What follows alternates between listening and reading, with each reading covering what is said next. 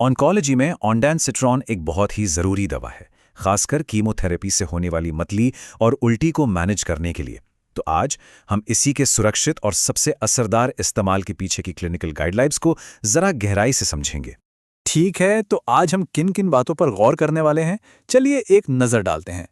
तो सबसे पहले बात करते हैं कि आखिर कीमोथेरेपी में ये दवाई इतनी बुनियादी क्यों मानी जाती है।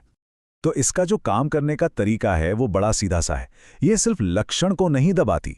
होता क्या है कि ये सेरोटोनिन को ब्लॉक करके उस रिफ्लेक्स को ही जड़ से रोक देती है जो मतली और उल्टी को शुरू करता है। मतलब प्रॉब्लम की जड़ पर काम करती है। और इसका असर कितना जबरदस्त है, ये आंकड़े देखिए, बिल्कुल साफ पता चलता है। प्लेसिबो की तुलना में मरीजों के अनुभव में जमीन आसमान का फर्क है, चाहे वो उल्टी के एपिसोड्स हो या फिर ओवरऑल सेटिस्फैक्शन स्कोर। ठीक है, इसकी एफिकेसी तो कमाल की है, लेकिन अब हमें उस चीज़ पर ध्यान देना होगा जिसके लिए सबसे ज़्यादा सतर्कता की ज़रूरत है, और वो है इसका कार्डियक रिदम पर असर, यानी क्यूटी प्रोलॉन्गेशन। और देखिए, इसे सिर्फ एक मामूली ईसीजी बदलाव समझने की गलती नहीं करनी चाहिए। ये असल में एक बहुत ही गंभीर, यहाँ तक कि जानलेवा एरिथमिया, जिसे टॉर्सेट डी पॉइंट्स कहते हैं, उसका एक बड़ा संकेत हो सकता है। अब ये जो ग्राफ है, ये बहुत ही दिलचस्प चीज़ दिखाता है।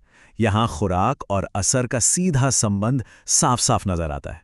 आप देख सकते हैं कि 32 mg की आईवी डोज का असर 8 mg के मुकाबले कहीं ज्यादा प्रोनाउंस्ड है।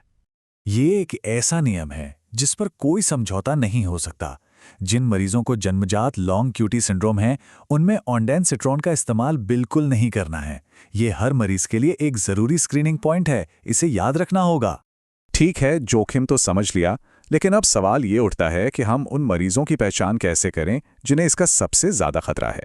तो देखिए, जोखिम सिर्फ दवा में नहीं है, बल्कि मरीज की पूरी क्लिनिकल पिक्चर में छिपा होता है। जैसे कि 65 साल से ज़्यादा उम्र, महिला होना, पहले से दिल की कोई बीमारी और इलेक्ट्रोलाइट इम्बैलेंस, ये सब मिलकर जोखिम को कई गुना बढ़ा देते हैं। और ख़ास तौर पर जब बात हमारे बुजुर्ग मरीजों की आती है, तो ये जोखिम और भी बढ़ जाता है। स्टडीज बताती हैं कि 75 साल से ज़्यादा उम्र के लोगों में QTCAF पर इसका असर युवा मरीजों के मुकाबले कहीं ज़्यादा होता है। तो यहाँ हमें और भी सावधान रहना होगा। अच्छा, तो ये टेबल हमारे लिए एक प्रैक्टिकल गाइड की तरह है।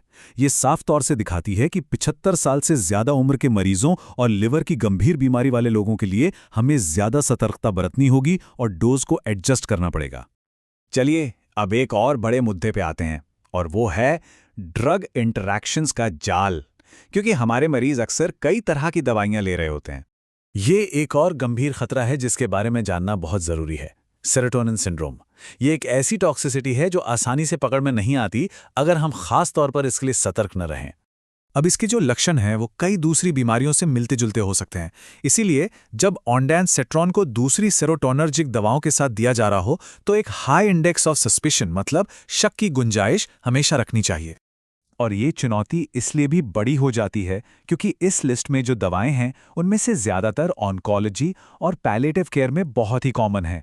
इसका मतलब ये हुआ कि इस तरह का इंटरैक्शन हमारी प्रैक्टिस में अक्सर सामने आ सकता है। तो यहाँ मैनेजमेंट में जो फ़र्क है उसे समझना बहुत ज़रूरी है। देखिए, एपोमॉर्फिन के साथ इसका इस्तेमाल तो पूरी तरह से मना है, एक हार्ड स्टॉप। जबकि रिफैम्पिन जैसी CYP-A4 इंड्यूसर दवाओं के मामले में हमें बस दवा के असर पर नज़र रखनी होती है। हो सकता है कि उसकी एफिकेसी कम हो जाए। तो चलिए अब इन सारी जानकारियों को समेटकर कुछ ठोस एक्शन लेने लायक गाइडलाइंस में बदलते हैं। इन 3 स्टेप्स को हर आईवी डोज देने से पहले एक अनिवार्य सेफ्टी चेक की तरह मानकर चलिए। पहला, इलेक्ट्रोलाइट्स ठीक करें, खासतौर पर पोटेशियम और मैग्नीशियम। दूसरा, कार्डियक रिस्क की स्क्रीनिंग करें। और तीसरा, मरीज की सारी दवाओं को रिव्यू करें। ये स्लाइड एक तरह की चीट शीट है जो सुरक्षित एडमिनिस्ट्रेशन के लिए ज़रूरी आंकड़े एक नज़र में बताती है। और हाँ, ये याद रखना बहुत ज़रूरी है कि इन्फ्यूजन का समय और डाइल्यूशन भी खुराक जितने ही महत्वपूर्ण हैं, खासकर हाई रिस्क मरीजों में। तो ये सारी जानकारी हमें एक बहुत ही अहम सवाल पर लाकर छोड़ देती है। इन सभी जोखिमों को देखते हुए क्या हमारी जो मौजूदा निगरानी प्रक्रिया है वो हमारे सबसे कमज़ोर मरीजों की सुरक्षा के लिए वाकई काफ़ी है? इस पर सोचना ज़रूरी है।